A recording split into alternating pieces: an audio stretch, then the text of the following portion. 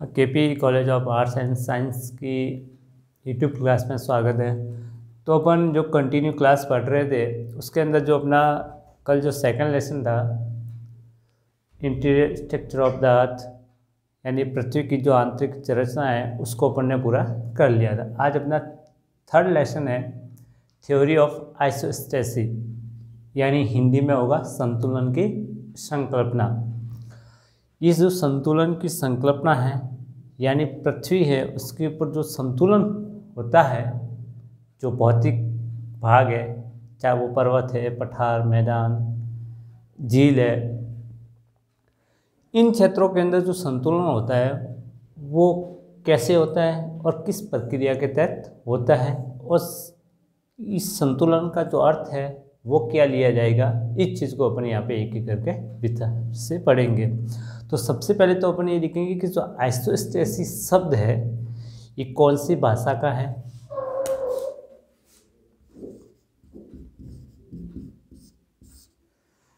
सबसे पहले इसको प्रयोग किसने किया था और कब किया था, इन चीज़ों को पढ़ेंगे। तो अपन देखिए ये जो अपनी पृथ्वी है वो परिभ्रमण का रूप धारण करती है। किसका रूप धारण करती है? परिभ्रमण।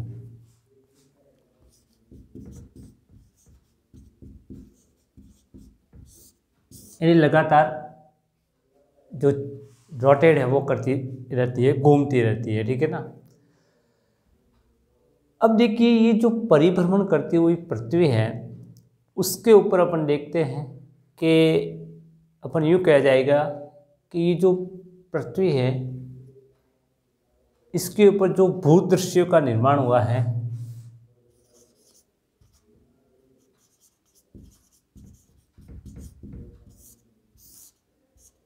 वो 3 रूपों में हुआ है।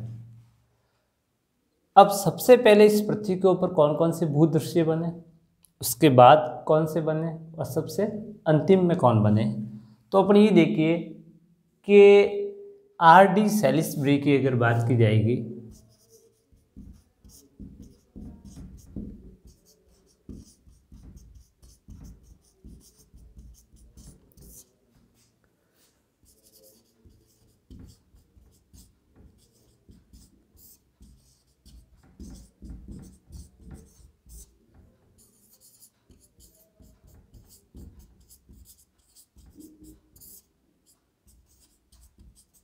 ये जो R.D. सैलिसबरी हैं वो एक अमेरिकी भौतिक भूगोलवेत्ता है। अब इन्होंने कहा है कि जो ये भूदृश्य हैं जो पृथ्वी पर जिसका निर्माण हुआ है वो 3 रूपों में हुआ है।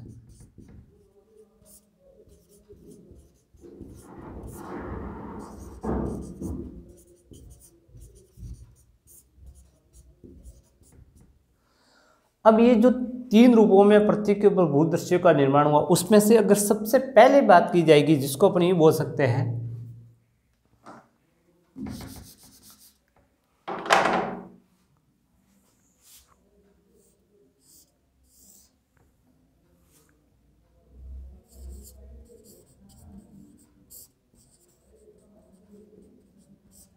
प्रथम आकार के,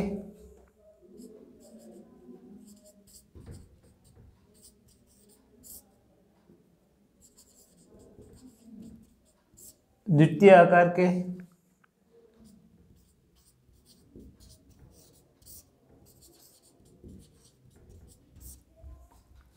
अब ये जो प्रथम आकार है इसके अंतर्गत सबसे पहले महाद्वीप तथा महासागरों का निर्माण हुआ है।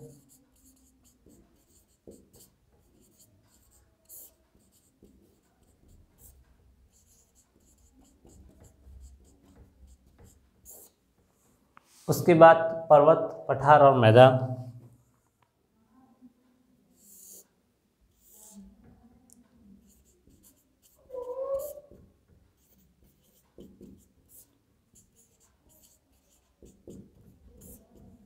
इसके अंतर्गत डेल्टा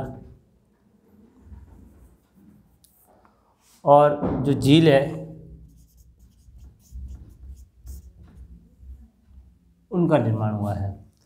तो देखिए अब अपन ये बात करेंगे कि जो ये जो भूदृश्य है लैंडस्केप है वो R.D. सैलिसबरी महोदय जो अमेरिकी भूगोलवेत्ता उन्होंने बताया कि ये 3 रूपों में हुआ। इस पृथ्वी के ऊपर इनका जो निर्माण हुआ है वो 3 रूपों में हुआ है। प्रथम आकार, द्वितीय आकार और तृतीय। सबसे पहले महाद्वीप और महासागर बने, उसके बाद उसके ऊपर पर्वत, पठार और मैदानों का निर्माण हुआ, अंतिम में डेल्टा और झील वगैरह हैं उनका निर्माण हुआ है। अब देखिए ये जो परिभ्रमण करती हुई पृथ्वी है, जो घूमती हुई पृथ्वी है, रोटेट करती हुई, उसके ऊपर जो स्थित क्षेत्र है, अब क्षेत्र का मतलब ये बोलते हैं कि पर्वत भी है, पठार भी है, मैदान भी है।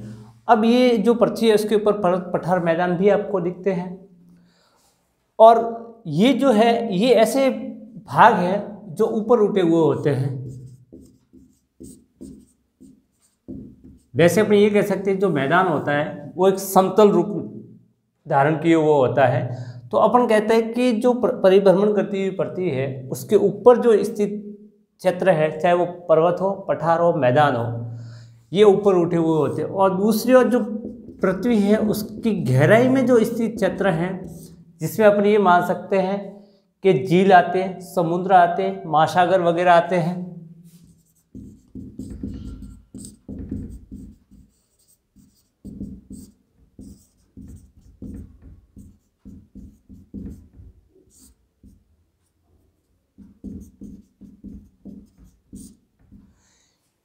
चाहे झील हो, समुद्र हो, महासागर हो या सागर हो, ये सब पृथ्वी की गहराई में स्थित भूदृश्य होते हैं या भूभाग होते हैं। अब देखिए जो ऊपर उठा हुआ भूभाग है, पृथ्वी के ऊपर स्थित है, पर्वत, पठार, मैदान, और जो पृथ्वी की गहराई में स्थित है, चाहे वो झील हो, समुद्र हो, महासागर हो या सागर हो, आदि में जो भौतिक तथा जो यांत्रिक स्थिरता की जो दशा होगी, इन दोनों के अंदर जो ऊपर उठे हुए भूभाग है तथा गहराई में स्थित जो भूभाग है, इसमें जो यांत्रिक या भौतिक स्थिरता की जो दशा होगी,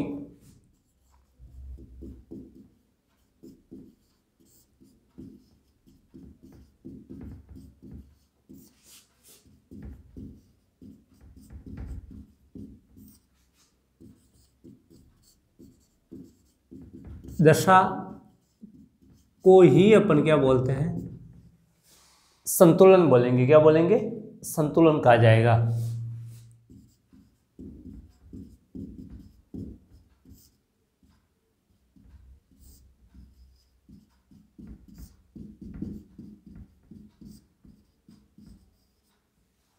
अब कहने का मतलब अब आप समझ गए होंगे कि जो पृथ्वी है उसके ऊपर जो स्थित पर्वत, पठार, मैदान है जो ऊपर उठे हुए, और जो गहराई में स्थित है झील, समुद्र, महासागर, सागर, इन दोनों के अंदर यांत्रिक या भौतिक जो स्थिरता की दशा होगी, संतुलन की, कहने का मतलब इस यांत्रिक या भौतिक स्थिरता की दशा को ही अपन क्या बोलते हैं, संतुलन बोलते हैं।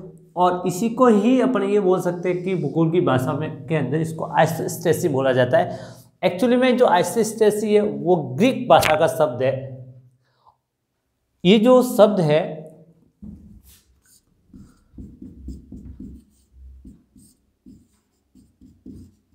ग्रीक भाषा का है, और ये जो शब्द बना है वो आइसोस्टेसिस से बना हुआ है, जिसका अर्थ होता है समस्थिति।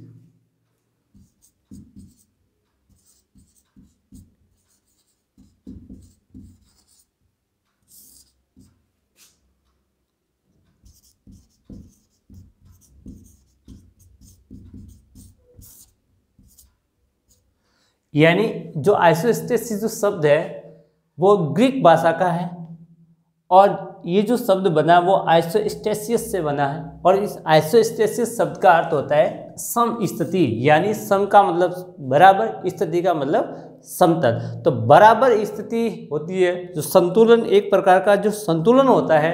और इस भौतिक भूदृश्यों के अंदर चाहे वो पर्वत हो, पठार हो या मैदान हो, और जो पृथ्वी के ऊपर स्थित होते हैं और जो गहराई में स्थित होते हैं, झील, समुद्र, महासागर, सागर, इनमें जो भौतिक तथा यांत्रिक स्थिरता की दशा है, इसी को अपन क्या बोलते हैं, आइसोस्टेसिस, और हिंदी के अंदर इसको बोलते हैं संतुलन।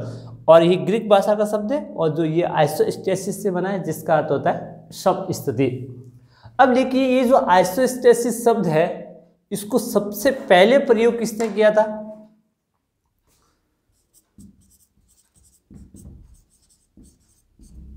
इसका प्रथम बार या सर्वप्रथम जो प्रयोग किया था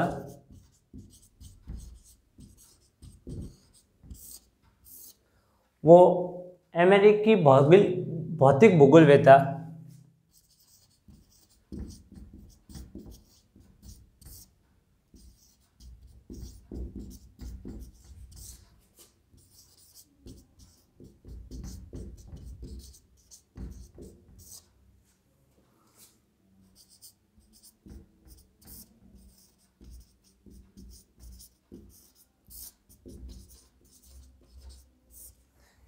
यानी जो आइसोस्टेसिस शब्द है इसको सर्वप्रथम जो प्रयोग किया था वो अमेरिकी भौतिक भूगोलवेत्ता डटन महोदय ने किया था। किसने किया था?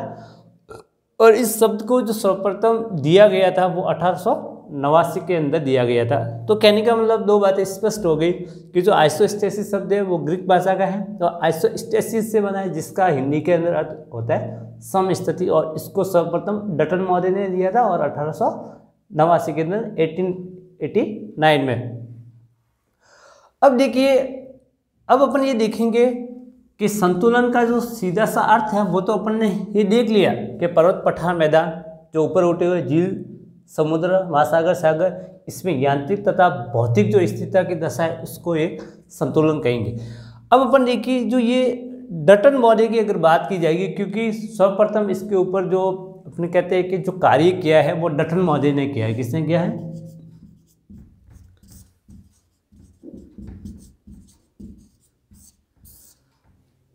डटन महोदय ने ये जो संतुलन है, आइसोस्टेसिस की जो प्रोसेस है, जो एक्टिविटी है, उसको किस प्रकार से समझाया है उसको समझेंगे, यानी डटन महोदय के अनुसार। तो देखिए बात वही है कि जो पृथ्वी के ऊपर ऊंचे उठे हुए भूभाग है, अब उसमें पर्वत भी हो सकता है, पठार भी हो सकता है और मैदान भी हो सकता है। अब देखिए जो भी भूभाग, देखो एक अपन यहाँ पे इस थ्योरी ऑफ आइसोस्टेसिस को पढ़ेंगे तब यहाँ पे समझना पड़ेगा कि जो भूभाग जितना ऊपर उठा हुआ होगा, चाहे वो पर्वत के रूप में हो, पठार के रूप में हो या मैदान के रूप में, और जो भूभाग जितना गहराई में स्थित होगा, यानी ऊपर उठा हुआ भूभाग का तो घनत्व तो हमेशा क्या रहता है? कम रहता है, और जो भूभाग गहराई पर स्थित है या नीचे स्थित है उसका घनत्व होगा वो क्या होगा? ज़्यादा होगा। कहने का मतलब एक बात है कि ऊपर की ओर जाने पर घनत्व क्या होता जाता है? कम होता जाएगा, और गहराई में जाओगे तो उसका घनत्व क्या होता जाएगा? बढ़ता जाएगा। तो देखिए ऊपर उठे हुए जो भूभाग है, पर्वत, पठार, मैदान, इनका घनत्व क्या होता है? हमेशा कम रहेगा। डटन महोदय के अनुसार जो इन्होंने इस संतुलन की संकल्पना है उसको जो समझाया है उसके अकॉर्डिंग अपन बात कर रहे हैं। तो डटन महोदय ने ये कहा था कि जो पर्वत, पठार, मैदान है इनका जो घनत्व होगा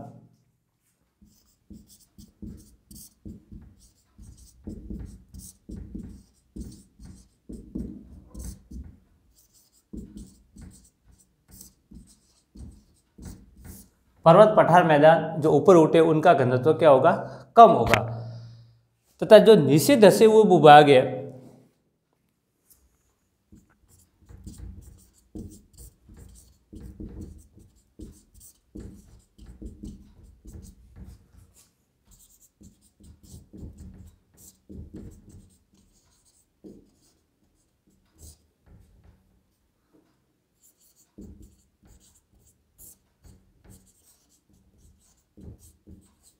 इनका जो घनत्व होगा, जो नीचे धसे वो भूभाग है उनका घनत्व क्या होगा? अधिक होगा। ऐसा कौन कह रहे हैं? डटन महोदय। तभी अब जो ऊपर उठा हुआ भूभाग है उसका घनत्व क्या है? कम है। जो नीचे धसा हुआ भूभाग है उसका घनत्व अधिक है।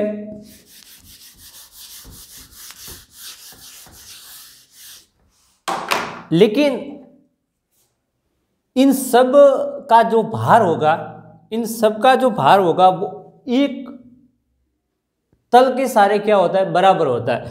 यानी चाहे कितना भी भूभाग,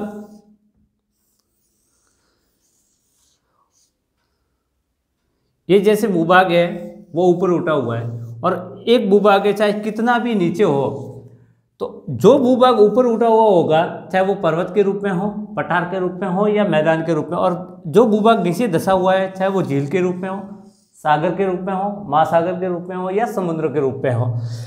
तो डटन ने ये कहा था कि चाहे जो ऊपर उठा हुआ भूभाग है उसका घनत्व होगा कम, जो नीचे धंसा हुआ भूभाग है उसका घनत्व होगा अधिक। लेकिन एक ऐसा तल होगा इन दोनों के बीच में, चाहे उसके बाद है भूभाग कितना भी ऊपर उठा हुआ हो और चाहे कितना भी नीचे धंसा हुआ, उसका जो भार होगा वो क्या होगा, बराबर होगा। यानी कहने का मतलब एक ये बात हो गई कि एक ऐसा तल होता है जिसके सारे जो घनत्व होगा, जो भार होगा वो क्या होता है, बराबर होता है, चाहे भूभाग ऊपर हो, कितना भी ऊपर हो, चाहे कितना भी नीचे हो। और इसी तल को क्या बोलते हैं, जहाँ पे भार कहने का मतलब बराबर होगा उसको समदबाव तल बोलते हैं। अब ये जो समदबाव तल है, लेवल ऑफ यूनिफॉर्म प्रेशर है, और दूसरा है इसको अपन ये बोल सकते हैं कि एक क्षतिपूर्ति तल होता है, लेवल ऑफ कंपनसेशन भी बोल सकते हैं। तो ये जो तल होगा जहाँ पे भार बराबर होगा,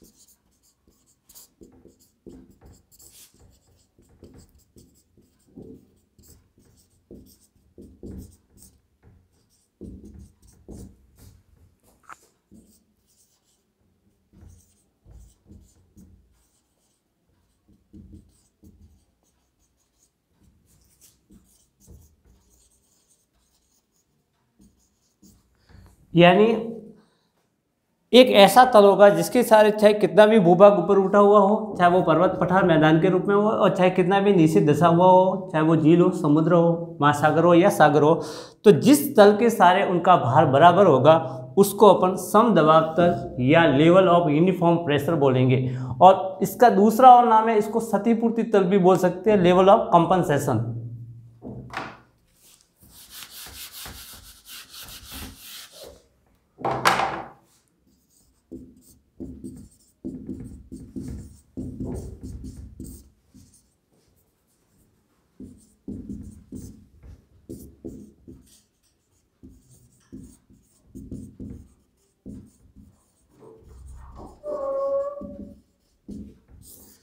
ये अब देखिए, चाहे इसको अपन समदबाव तल बोलो या क्षतिपूर्ति तल बोलो, तो ये एक ऐसा तल होगा, एक ऐसा क्षेत्र होगा जिसके चाहे भूभाग कितना भी ऊपर हो, चाहे कितना भी नीचे हो, इस तल के सारे हमेशा ही उसका भार क्या होता है, बराबर रहता है। इसलिए इसको समदबाव तल बोलते हैं, या इसको अपन क्षतिपूर्ति तल के रूप में भी जान सकते हैं।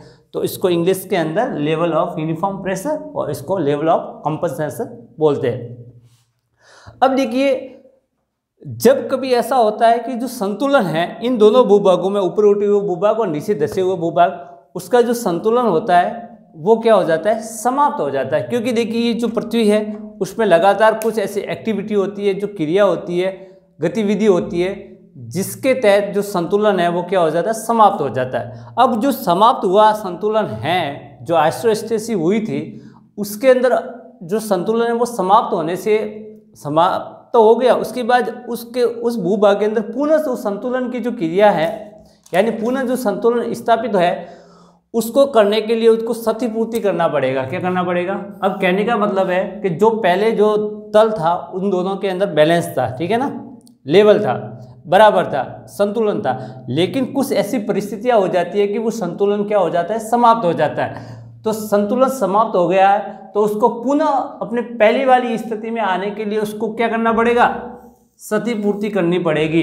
यानी कुछ ना कुछ नुकसान होना पड़ेगा। या तो भूभाग, अब नुकसान किस रूप में होगा, यहाँ पे कोई आर्थिक रूप से तो नुकसान होगा नहीं, लेकिन वो नुकसान किस रूप में होगा, या तो जो पर्वत पठार मैदान है वो भूभाग ऊपर उठेगा, और या फिर क्या होगा, जो धंसा हुआ भूभाग है, झील समुद्र है, वो नीचे जाएगा। तो या तो ऊपर जाएगा या नीचे जाएगा। तो जो पहली वाली स्थिति है उस स्थिति में आने का वो क्या करेगा, प्रयास करेगा। और जब वो अब या तो ऊपर उठेगा या नीचे धंसेगा, तो उसके अंदर क्षतिपूर्ति हो रही है, इसीलिए इस तल को अपन क्या बोलते हैं, क्षतिपूर्ति तल बोलते हैं। अब देखिए, अब ये किस प्रक्रिया के तहत होता है, जैसे उदाहरण के लिए नदी होती है, जो नदियों का एक काम होता है कि नदी एक परिवहन का काम करती है, अपर्दन का कारक बोल सकते हैं एक प्रकार। जो नदी होती है वो अपर्दन का क्या होती है, अपर्दन का कारक होती है। अब अपर्दन के कारक के तहत अगर इसको पढ़ा जाएगा नदी को, तो जब नदी अपने साथ निकलती है तो कंकड़ पत्थर अवसाद वगैरह हैं वो साथ में लेकर चलती है पानी के रूप में। अब सागर में तथा जो डेल्टाई भाग होगा वहाँ पे उन पदार्थों का वो नदी क्या करती है, निक्षेपण करेगी। अब जब अपर्दन के रूप में नदी बह रही है तो उसके साथ जो अवसाद वगैरह है वो या तो सागर में या जो डेल्टाई भाग होगा वहाँ पे वो क्या करेगी, निक्षेपण करेगी। अब निक्षेपण करेगी तो सीधी सी बात है, जो डेल्टाई भाग है उसका भार क्या होगा, बढ़ेगा। अब सीधी सी बात है कि एक खाली कटोरी वगैरह है, उसके अंदर आप कोई चीज़ डालोगे तो निश्चित रूप से उसका वेट होगा या भार होगा, वो क्या होगा, बढ़ेगा। तो ऑब्वियसली अपन देखा जाएगा कि जो नदी अपर्दन के रूप में निकलेगी जिसमें अवसाद कंकड़ पत्थर वगैरह होगा, तो वो जाते जाते एक ऐसे एरिया में पहुंचेगी या तो सागर के रूप में या डेल्टाई भागों में। तो वो अपना जो अवसाद है वो या तो सागर में जमा करेगी या फिर डेल्टाई भागों में। अब जिस जगह ऐसा होगा वहाँ का जो भूभाग होगा उसका जो भार है वो क्या होता जाएगा, बढ़ता जाएगा। अब देखिए, तथा जो पहाड़ी भाग होगा उसका भार है वो कम होने लगेगा। अब देखिए, जब ऑब्वियसली अपन देखिए कि ये जो अवसाद वगैरह मान लिया कि यहाँ पर जमा हो रहा है, ठीक है ना, नदियों की धारा गहराई में,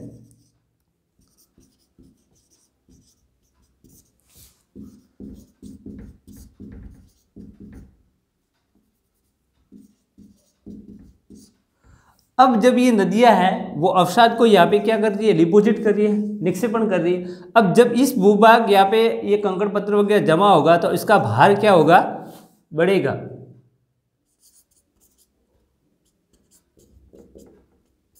अब जब इस भूभाग का नीचे धंसा हुआ भूभाग है उसका भार बढ़ रहा है, तो संतुलन के लिए जो ऊपर उठा हुआ भूभाग है, पर्वत पठार है, उसका जो भार है वो क्या होना चाहिए, कम होगा।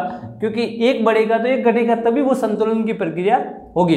तो जब इस भूभाग का भार बढ़ेगा तो इस भूभाग का भार क्या होता जाएगा, कम होता जाएगा। तो वो पुनः जो संतुलन की क्रिया है वो होती रहेगी। तो परिणाम स्वरूप क्या होगा कि जब एक भूभाग में भार बढ़ेगा तो जो दूसरा है पर्वत पठार है, ऊपर उठा हुआ भूभाग है, उसका जो भार है वो क्या होता जाएगा, कम होता जाएगा।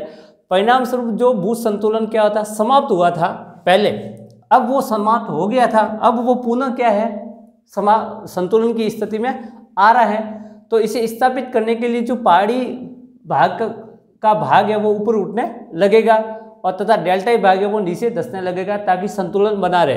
अब देखिए, ये जो अब जब यहाँ पे जो भूभाग है ये जो नीचे धंसा हुआ उसके अंदर कंकड़ पत्थर वगैरह मान लिया कि जो अवसाद वगैरह है वो क्या हो रहा है, जमा हो रहा है। तो जमा होने से इसका भार बढ़ेगा। तो ऊपर उठा हुआ भूभाग है, पर्वत पठार मैदान वगैरह, उसकी जो ऊंचाई है वो क्या होती जाएगी, बढ़ती जाएगी। जब इसकी ऊंचाई बढ़ती जाएगी तो ये क्या होता जाएगा, गहराई की ओर होता जाएगा।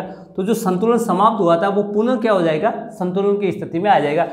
कहने का सीधा सा तात्पर्य ये हुआ कि जब नीचे वाला भूभाग धंसेगा तो ऊपर वाला भूभाग क्या होगा, ऊपर उठेगा, है। इसका भार बढ़ेगा तो इसका भार क्या होगा, कम होगा। और जब भार कम होगा तो ये भूभाग क्या होगा, ऊंचाई की ओर बढ़ता जाएगा। तो ऊंचाई की ओर बढ़ने से ये भूभाग ऊंचाई की ओर बढ़ेगा भार कम होने से, और ये भूभाग क्या होगा, जो भार बढ़ने से भार होगा, भार बढ़ने से ये क्या होता जाएगा, उसका जमा होता जाएगा। तो कहने का मतलब है कि जो भूभाग का भार कम होगा वो भूभाग ऊपर उठेगा और जिसका भार अधिक होगा वो क्या होता जाएगा, नीचे धंसता जाएगा। तो ये नीचे धंसेगा और ये क्या होता जाएगा, ऊपर उठता जाएगा। तो जो ये संतुलन था वो समाप्त होने के कारण पुनः संतुलन की स्थिति में आने के लिए इस प्रकार का काम जो क्रिया है वो होती रहेगी। अब कहने का मतलब जो नदियाँ है वो इस प्रकार का कार्य है उसको क्या करती है, संपन्न करती है। जो अवसाद वगैरह उसका लगातार या जमा होगा तो इसका भार बढ़ेगा। तो इसका भार बढ़ेगा तो जो पर्वत पठार वगैरह है वो धीरे धीरे उसका भार कम होगा और वो क्या होता जाएगा, ऊपर उठता जाएगा। इस प्रकार पृथ्वी का जो प्रत्येक भाग होगा, और ये जो प्रक्रिया है वो पृथ्वी के किसी भी कोने के अंदर और पूरे पृथ्वी के ऊपर ये जो क्रिया है वो एक सामान्य रूप से घटित होती है, और पूरी जो पृथ्वी है उसमें नियमानुसार एक स्थिर अवस्था में स्थित होता है। यानी अगर कोई भूभाग नीचे धंसेगा तो दूसरा भूभाग क्या होगा, ऊपर उठेगा, और इसी प्रक्रिया को अपन क्या बोलते हैं, संतुलन की दशा बोलते हैं। अब कहने का मतलब है कि जो भूभाग अगर नीचे धंसा है तो कोई भूभाग क्या होगा, ऊपर उठेगा, और इस पूरी प्रक्रिया के तहत जो संतुलन की क्रिया है वो इस पृथ्वी के ऊपर क्या होती है, संपन्न है, वो होती है। और ये जो प्रोसेस है, इस प्रोसेस को अपन क्या बोलते हैं, संतुलन की दशा बोलते हैं। यानी एक भूभाग ऊपर उठ रहा है तो एक भूभाग क्या होगा, नीचे धंसेगा, और इसके तहत ही जो संतुलन की दशा है वो पृथ्वी के ऊपर है वो संपन्न होती है। अब देखिए एक बात यहाँ समझनी पड़ेगी कि ऊंचाई और जो घनत्व होगा, हाइट और डेंसिटी, इन दोनों में क्या रिलेशन होता है, क्या संबंध होता है, उसको समझना पड़ेगा।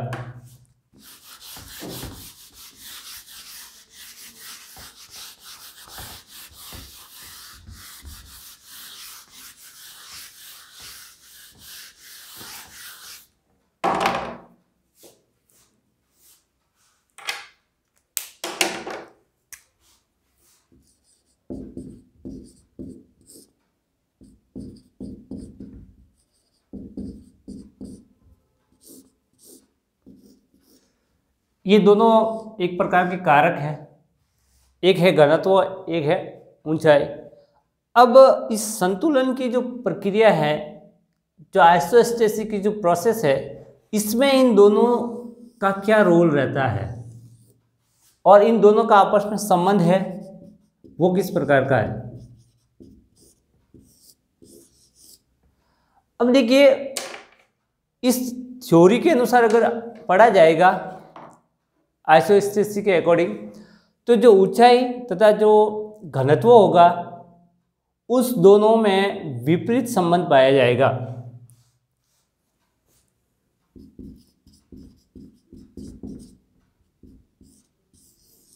यानी इन दोनों का जो संबंध है वो किस रूप में है, विपरीत रूप में। यानी विपरीत रूप का कहने का मतलब ये होगा कि जो भूभाग जितना ऊपर होगा, यानी ऊंचाई अधिक होगी,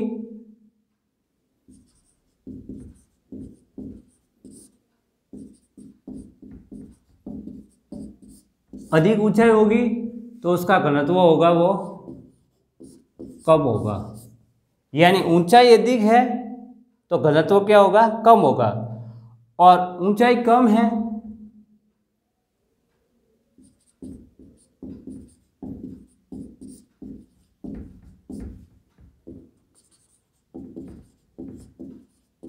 ये, यानी अधिक ऊंचाई होगी, जैसे पर्वत पठार मैदान अपन देखते हैं इसकी हाइट क्या होती है, ज़्यादा रहती है, तो उसकी जो घनत्व होगा पर्वत पठार मैदान का, उसका घनत्व क्या होगा, कम होगा।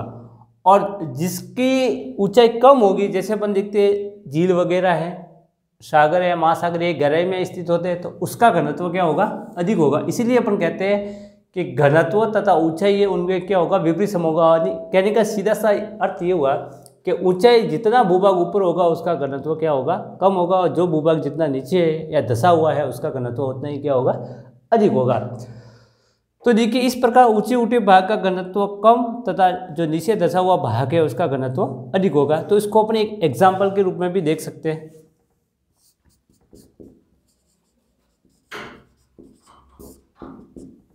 तो सबसे जो कम घनत्व होगा, क्योंकि सबसे ऊपर जैसे अपने पास में देखो एक तो पर्वत है, पठार है, मैदान है और सागर है।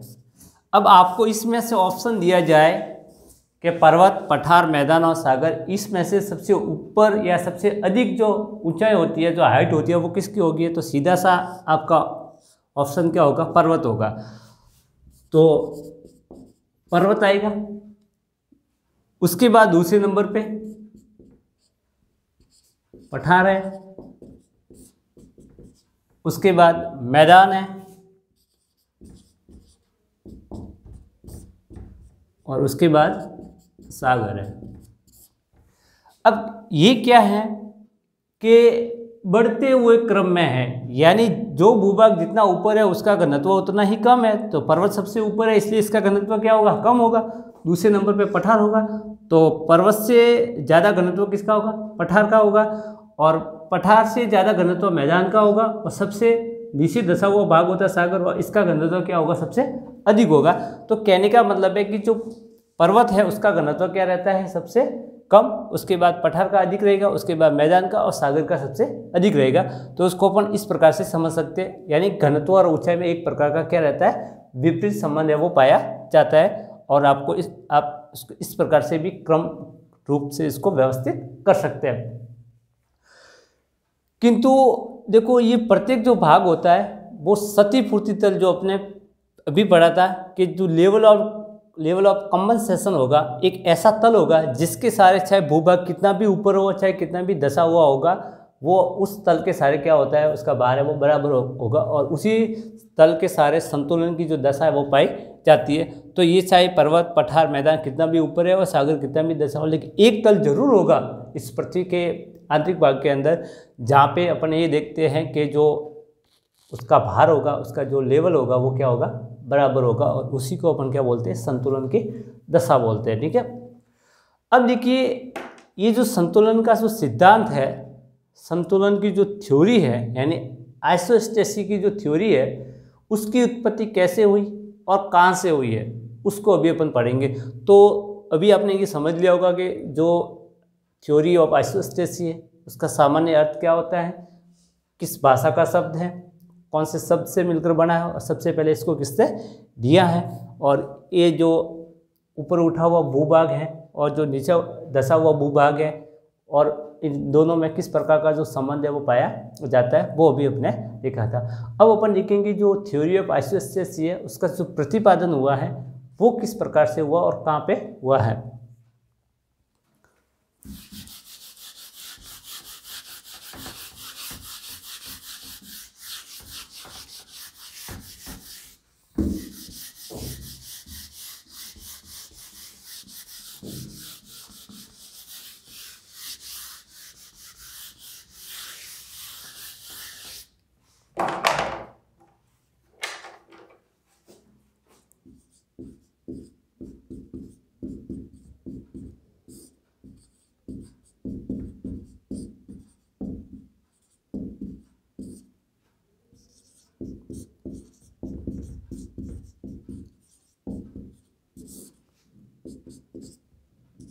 इस प्रतिपादन का मतलब उसकी जो उत्पत्ति है वो किस प्रकार से हुई है इस सिद्धांत की।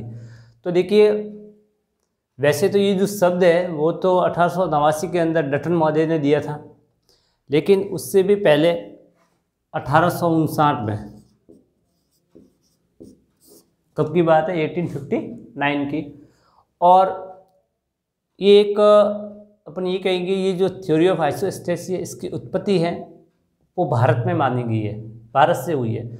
अब भारत में भी जो हिमालय वाला जो रीजन है, हिमालय का जो एरिया है, हिमालय का जो क्षेत्र है, इसमें अपन देखते हैं 1859 में जो सिंधु और गंगा नदी बहती है, इन दोनों का मैदान,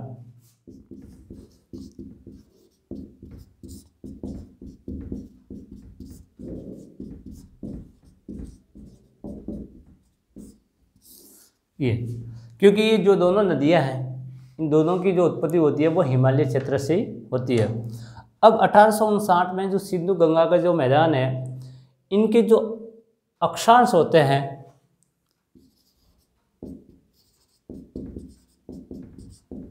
अक्षांश और देशांतर, तो इन दो जगह थी, इन अक्षांश और जो अक्षांश है उसका निर्धारण करने के लिए जो भू सर्वेक्षण हो रहा था, यानी ये जो दो जगह हैं कल्याण तथा कल्याणपुर,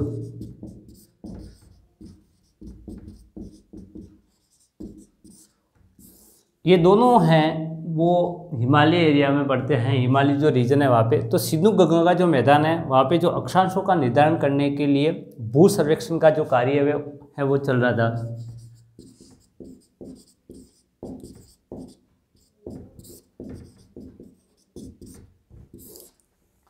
अब भू सर्वेक्षण जो कार्य हो रहा था वो जॉर्ज एवरेस्ट के निर्देशन में हो रहा था।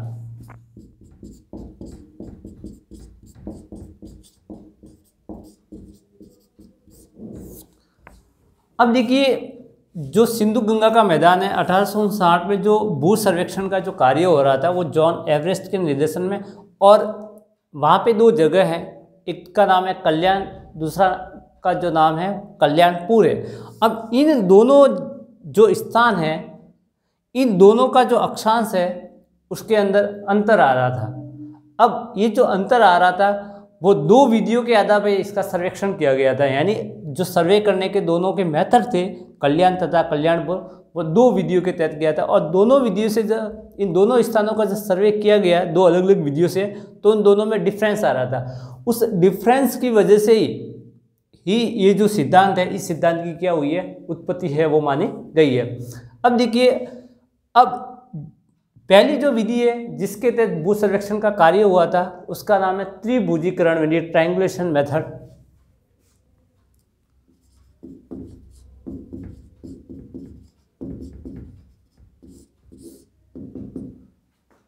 पहली है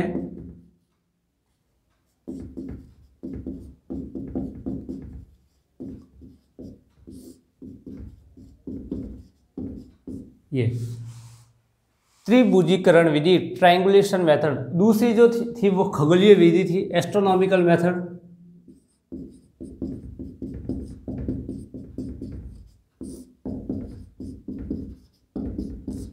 अब जब इन दोनों विधियों के तहत सर्वेक्षण कार्य किया गया तो उन दोनों में क्या आ रहा था, अंतर आ रहा था, डिफरेंस आ रहा था। इस डिफरेंस, अब जब इस विधि के तहत किया गया ट्रायंगुलेशन मेथड के तहत, तो जो अंतर आ रहा था वो 42.294 इंच आ रहा था। इस विधि के तहत कितना आ रहा था, 42.294 इंच आ रहा था। अब जब ये का ये कार्य एस्ट्रोनॉमिकल मेथड से किया गया तो आ रहा था 37.058 इंच।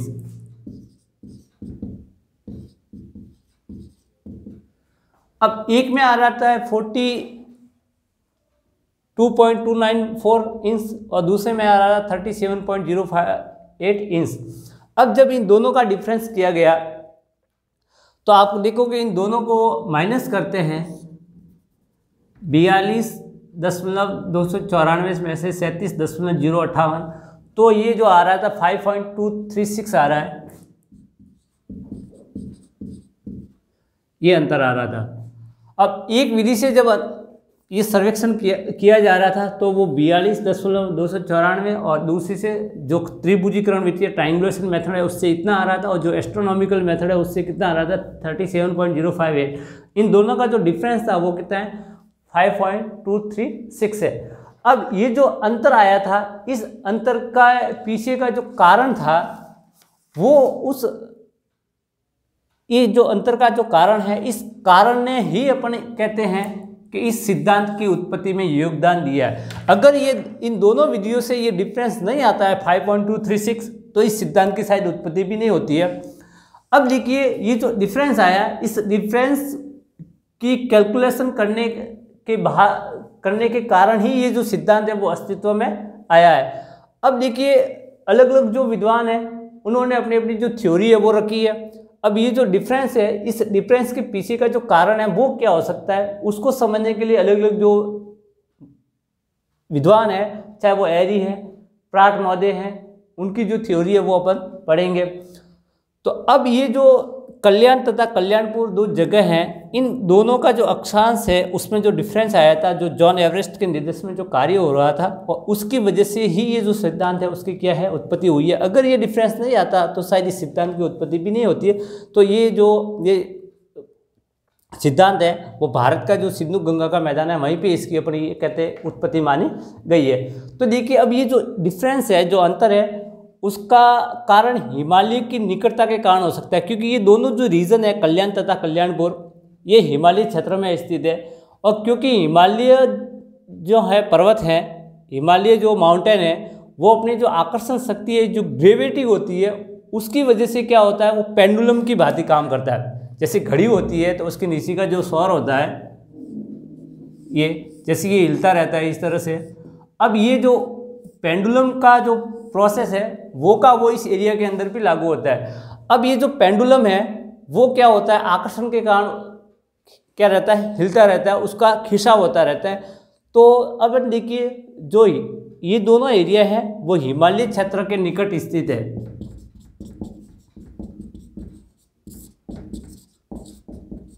और जो हिमालय की आकर्षण शक्ति है वो इसको क्या कर रही है, खींच रही है। और इस प्रकार जो एरीमोदे है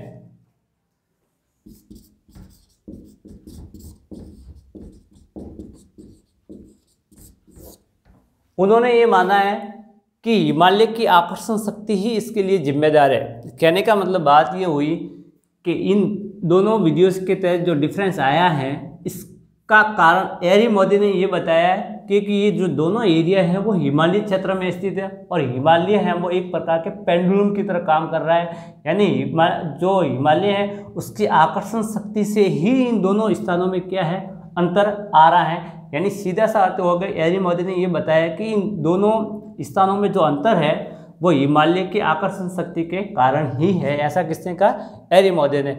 अब प्राट-मोदे की बात की जाएगी। जब एरीमोदे ने ये कह दिया कि इसका जो डिफरेंस है वो हिमालय की आकर्षण शक्ति के कारण ही है, तो फिर प्राट-मोदे ने ये माना कि जो महाद्वीप है, जो कॉन्टिनेंटल है, वो हिमालय को भी सियाल का बना हुआ माना है। कहने का मतलब जो प्राट-मोदे का जो व्यू है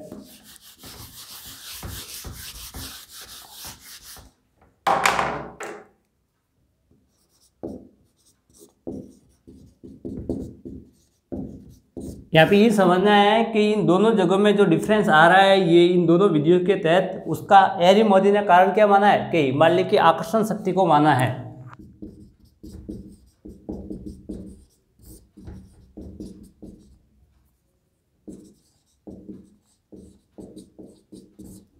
ये एरी के अनुसार प्राट-मोदे ने ये माना है कि जो महाद्वीप की तरह महाद्वीप है, महाद्वीप की तरह जो हिमालय है वो भी किसका बना हुआ है, एक प्रकार का सियाल का बना हुआ है।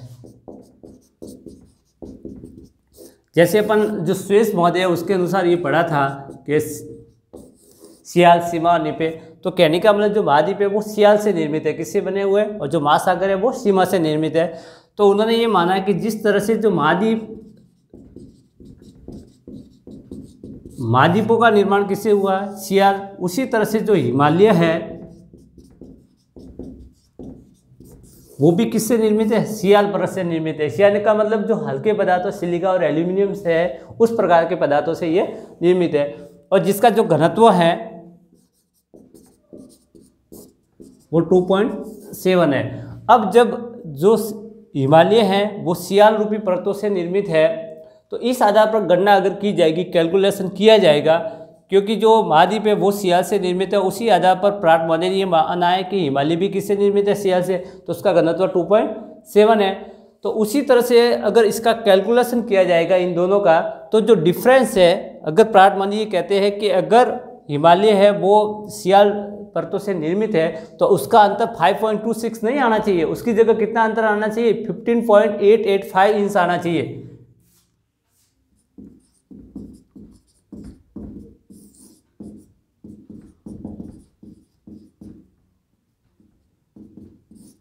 यानी यहाँ पे एक और नई समस्या इन्होंने क्रिएट कर दी, और वो क्या क्रिएट की कि जो अंतर आ रहा था 5.236, अगर हिमालय सियाल से बना है तो उसकी अगर कैलकुलेशन की जाएगी तो वो डिफरेंस है वो कितना आ जाना चाहिए, 5.26 नहीं आकर कितना होना चाहिए, 15.885 इंच आना चाहिए।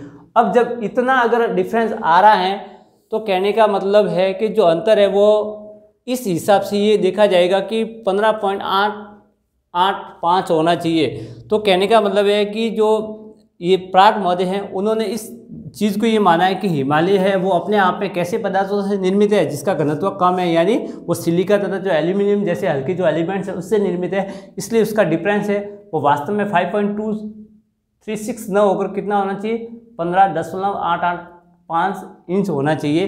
तो इस प्रकार जो एरी तथा जो प्राट-मोदे हैं उन्होंने अपना जो व्यू रखा है इस थ्योरी के संबंध में वो इस प्रकार से रखा है। इसके बाद में अपन देखिए जो एरी की संकल्पना उसको विस्तार से पढ़ेंगे, प्राट की भी पढ़ेंगे, हैपोर्ट तथा बॉवी की भी पढ़ेंगे, जॉली की भी पढ़ेंगे और आर्थर होम्स की। तो ये जो टॉपिक है उसको अपन जो कंटिन्यू क्लास होगी उसके अंदर एक्सप्लेन करते रहेंगे। तब तक के लिए थैंक यू वेरी मच।